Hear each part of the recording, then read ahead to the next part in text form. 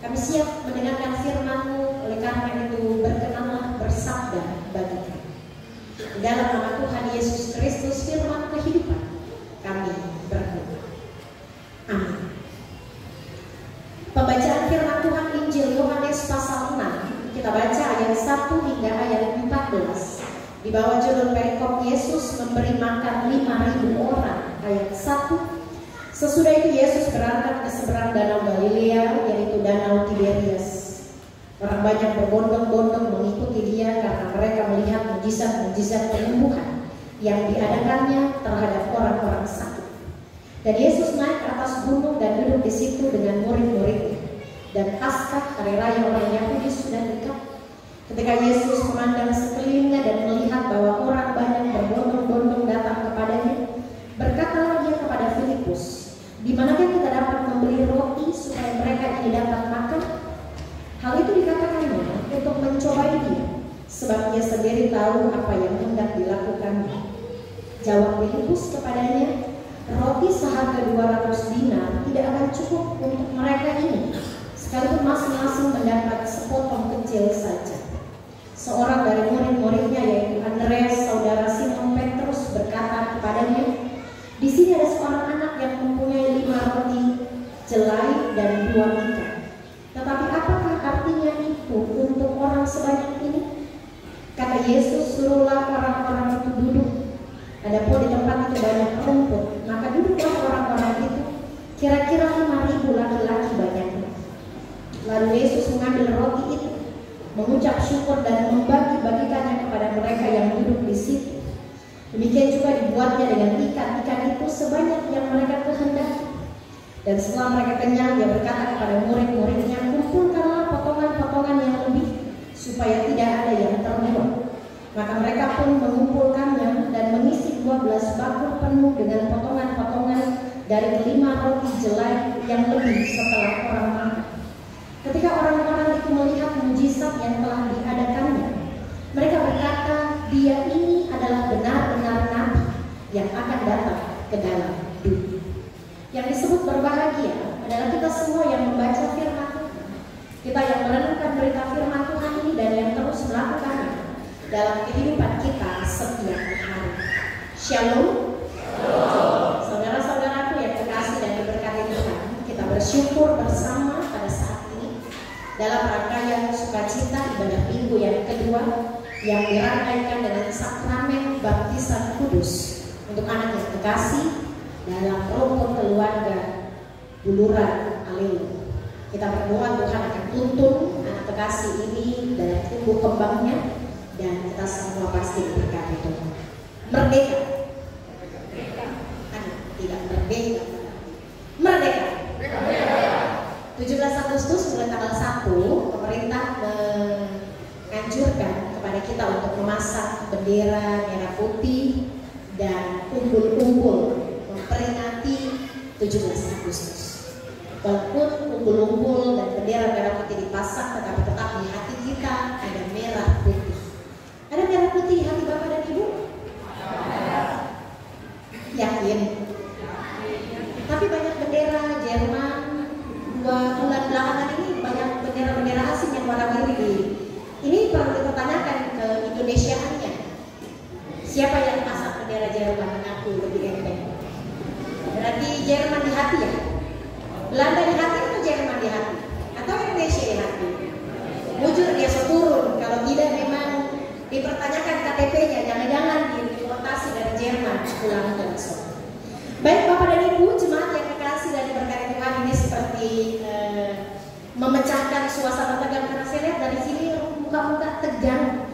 Mungkin karena pengaruh panas matahari sudah mulai keluar dan dingin sudah mulai menjauh dari kita.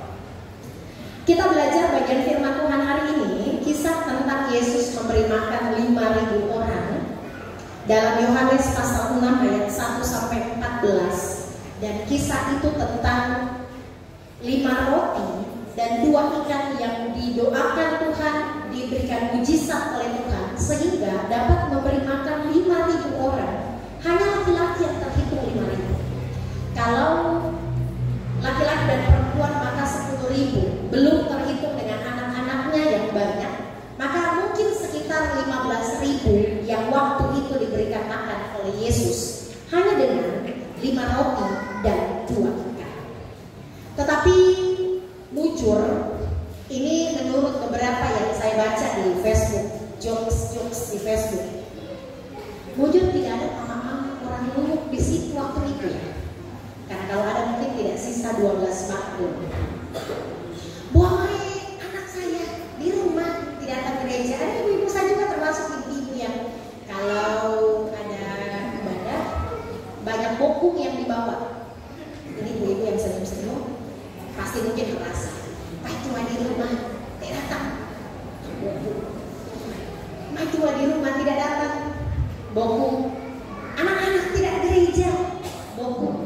Bokung anak-anak, bokung menantu, bokung mertua, bokung pantua. Tidak akan lebih 12 waktu. Mujur waktu di Danau Tiberias belum ada orang-orang Luwuk secara khusus desa Solan yang datang. Kira-kira kalau waktu itu di Danau Tiberias ini sisa nggak 12 waktu?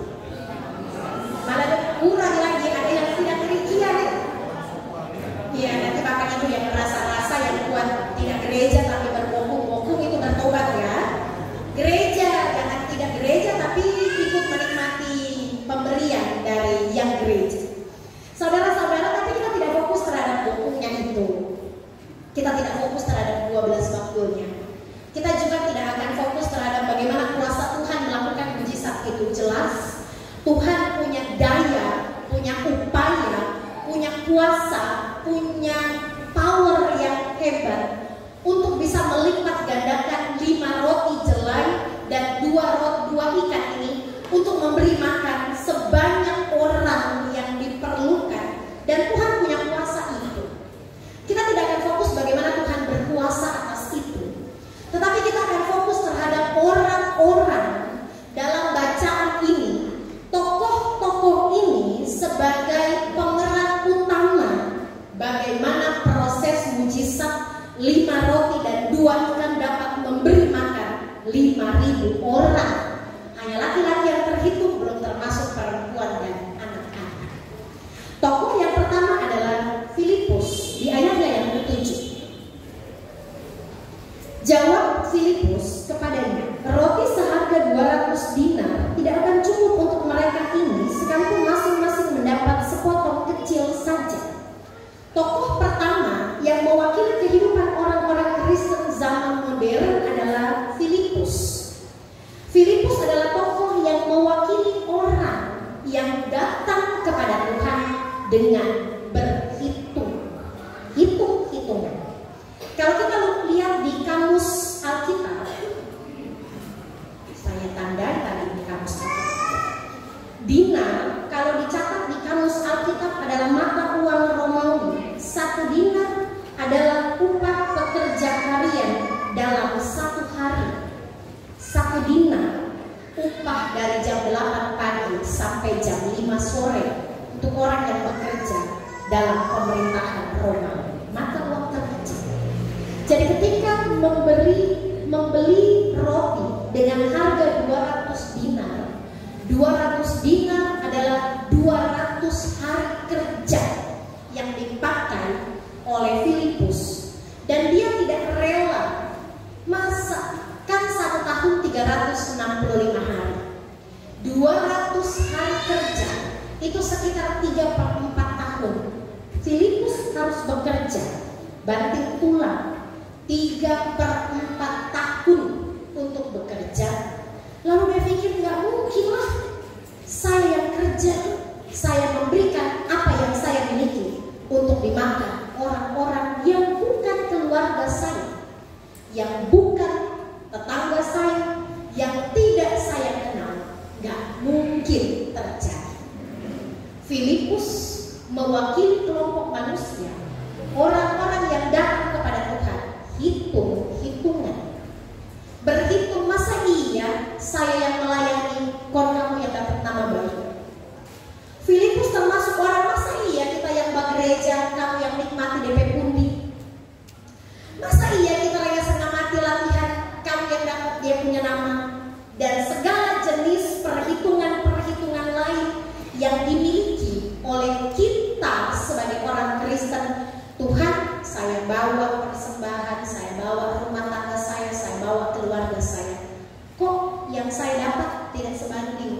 apa yang saya terima. Kira-kira ada Bapak dan Ibu yang hitung-hitungan dengan Tuhan? Ada Bapak dan Ibu yang kira-kira Tuhan, kalau saya kasih segini sama Tuhan, kira-kira Tuhan kasih apa sama saya? Kalau saya aktif pelayanan, kira-kira Tuhan mau bikin apa sama saya keluarga? Pernah nggak Bapak dan Ibu berucap begitu kepada Tuhan? Berhitung kepada Tuhan, kalau saya melayani, kira-kira apa yang saya dapat? Kalau saya ke gereja, kira-kira apa yang saya dapat? Kalau saya aktif berdoa, kira-kira apa yang saya dapat? Pernah nggak Bapak dan Ibu berpikir demikian? Jawab saja dalam hati, ekspresi bukan nanti yang akan saya tentukan dari sini. Saya punya mata yang cukup tajam untuk melihat orang-orang yang berekspresi. Pernah nggak Bapak dan Ibu hitung-hitungan kepada Tuhan? Pernah.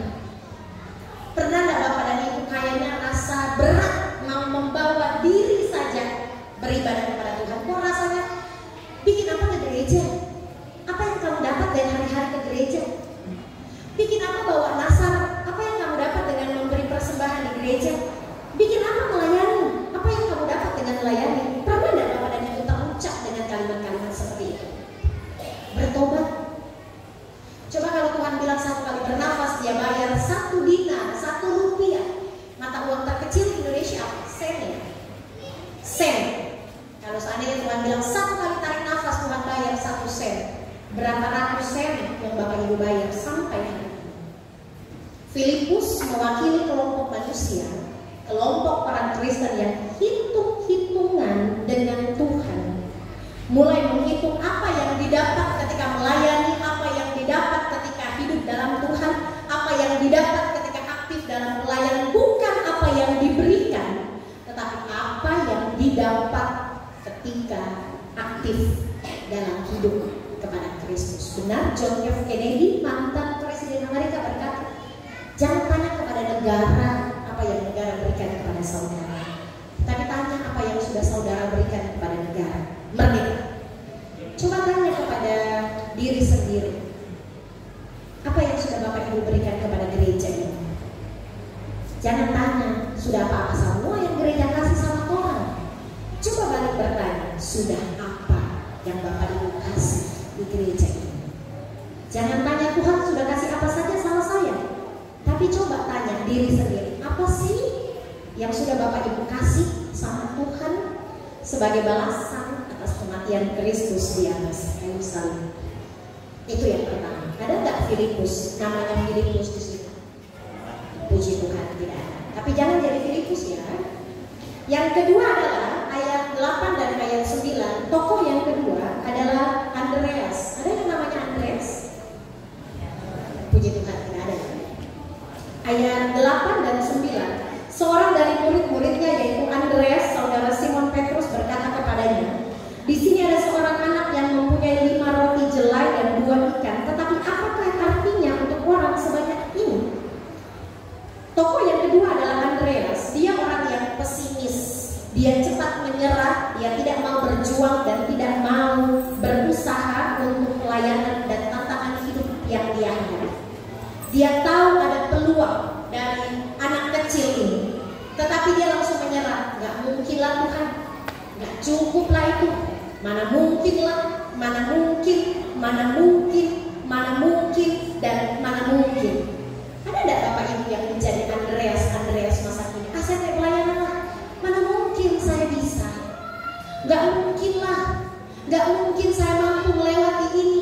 Gak mungkin lah, gak mungkin lah, gak mungkin lah. Kita menjadi orang yang pesimis, cepat menyerah, tidak melihat ada beberapa peluang-peluang yang bisa kita dapatkan, tetapi kita langsung menyerah dengan keadaan, tidak mau berusaha.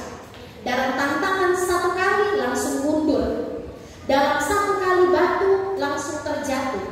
Padahal kita bisa pakai batu itu bukan menjadi sambungan, tetapi batu untuk meloncat semakin lebih tinggi.